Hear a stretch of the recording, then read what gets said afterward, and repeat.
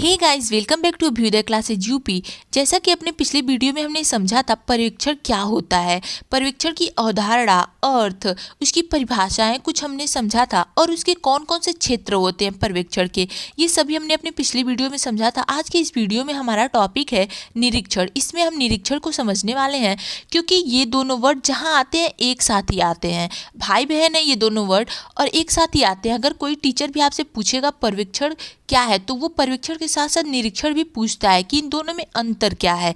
तो आज के इस वीडियो में हम निरीक्षण पर चर्चा करने वाले हैं। तो चलिए देखते हैं। आगे बढ़ने से पहले अगर आप चैनल पर नए होंगे और चैनल को सब्सक्राइब नहीं किया होगा तो प्लीज़ एक बार से चैनल को लाइक, शेयर एंड सब्सक्राइब अवश्य ही कर दीजिएगा।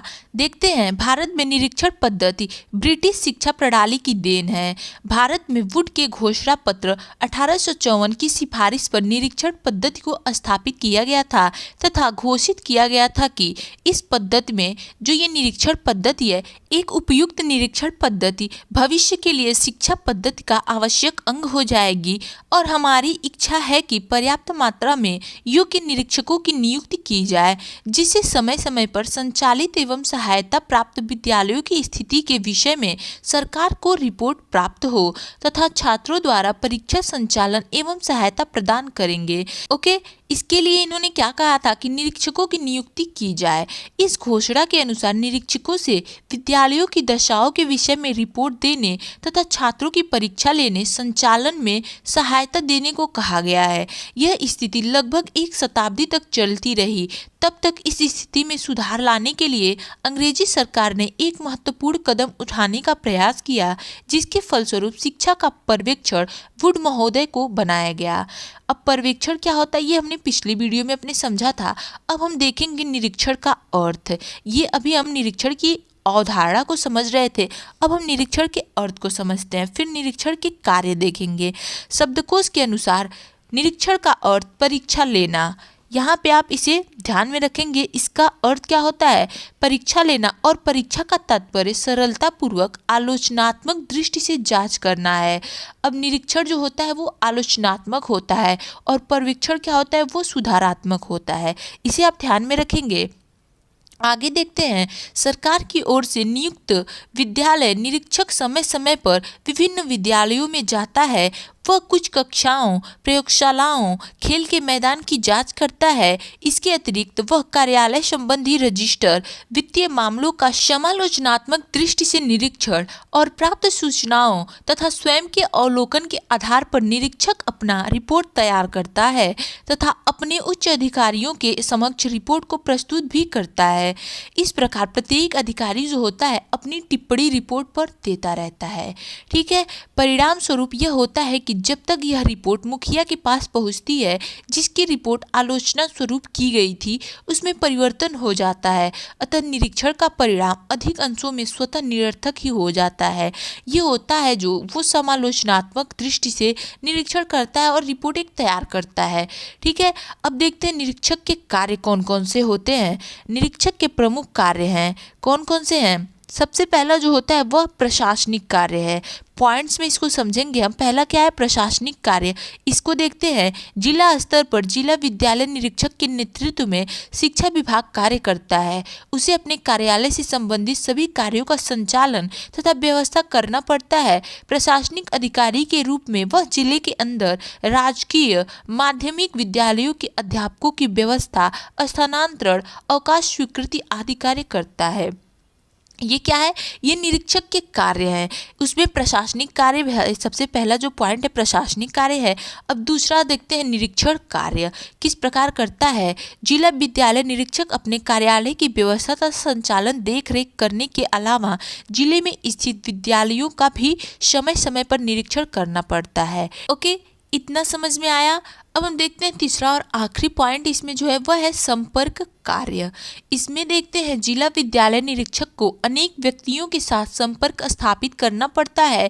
सामान्यतः उसे अपने कार्यालय के अधिकारियों एवं कर्मचारियों, विभाग के उप पदाधिकारियों, प्रधानाध्यापक, शिक्षक, अन्य विभाग के अधिकारियों से भी संपर्क स्थापित करना पड़ता है। उसे जनसंपर्क को भी आवश्यकता उसको पड़ती है। ठीक है, तो ये थे हमारे निरीक्षक के कौन कौन से कार्य होते हैं वो हमने देखा। अब हम देखेंगे निरीक्षण पद्धति के दोष कौन कौन से हैं, क्योंकि जैसा कि ये निरीक्षण है तो इसमें सामान्यतः सामान्य बातें कि दोष होगा ही। अभी देखते हैं ब्रिटिश कालीन भारत में जिस प्रकार के निरीक्षण की नींव डाली गई वह आदेशात्मक या परंपरागत निरीक्षण के नाम से पुकारा जा सकता है, क्योंकि इसमें निरीक्षण की स्थिति निरंकुशतापूर्ण होती है। जब निरीक्षक विद्यालय भवन में प्रवेश करता है तब संपूर्ण विद्यालय वातावरण में विचित्र स्थिति उत्पन्न हो जाती है, क्योंकि वो निरीक्षण के दृष्टि से ही पहुंचेगा। जो हमारा पर्यवेक्षण है उसमें हमने समझा कि वो अलौकिक दृष्टि या दिव्य दृष्टि उसका अर्थ होता है। सुपर प्लस विजन से बना है, जिसका अर्थ होता है सुपर और विजन अलौकिक दृष्टि, इसका अर्थ हो गया। तो इसमें क्या होता है, अलौकिक दृष्टि होता है, उसे कुछ अगर दिखता है, कुछ गलत होता है, कुछ दोष होता है तो उसे वो सुधार के सुझाव देते हैं सुधार करने हेतु। लेकिन निरीक्षण क्या करता है, ये आलोचनात्मक दृष्टि से ही प्रवेश करेगा। और माध्यमिक शिक्षा आयोग तथा अन्य विद्वानों ने भी निरीक्षण पद्धति के निम्नलिखित दोष की ओर संकेत किया है।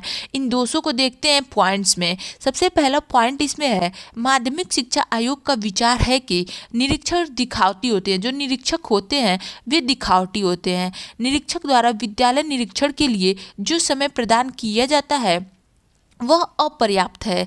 इस अपर्याप्त समय का अधिकांश भाग दिन प्रतिदिन के प्रशासकीय कार्य को दिया जाता है। दूसरा, निरीक्षण पद्धति का एक दोष यह भी है कि निरीक्षकों का दृष्टिकोण रचनात्मक नहीं होना। उनका जो दृष्टिकोण होता है वो रचनात्मक नहीं होता है। ओके, पर्यवेक्षण के मुकाबले इसका जो दृष्टिकोण होता है वो रचनात्मक नहीं होता है। निरीक्षकों का पर्यवेक्षकों के मुकाबले वे निरीक्षण आलोचनात्मक एवं परीक्षा की दृष्टिकोण से ही करते हैं।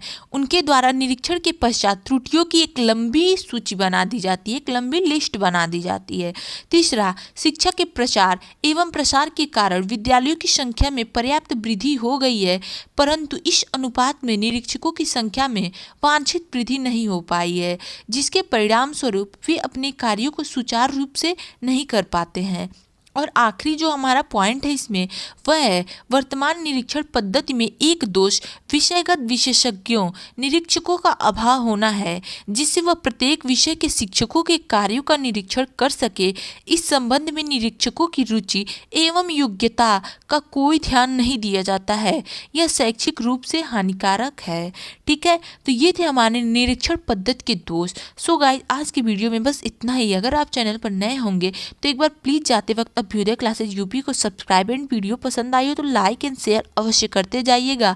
और आपको कोई भी अगर असुविधा हुई हो, कोई भी आपको पॉइंट नहीं समझ में आए या किसी भी टॉपिक पे वीडियो चाहिए तो आप एक बार कमेंट बॉक्स में लिख सकते हैं। मैं पूरी कोशिश करूँगी कमेंट बॉक्स चेक करूँ और आपकी जो समस्या है उसका समाधान कर सकूँ। Okay, thank you.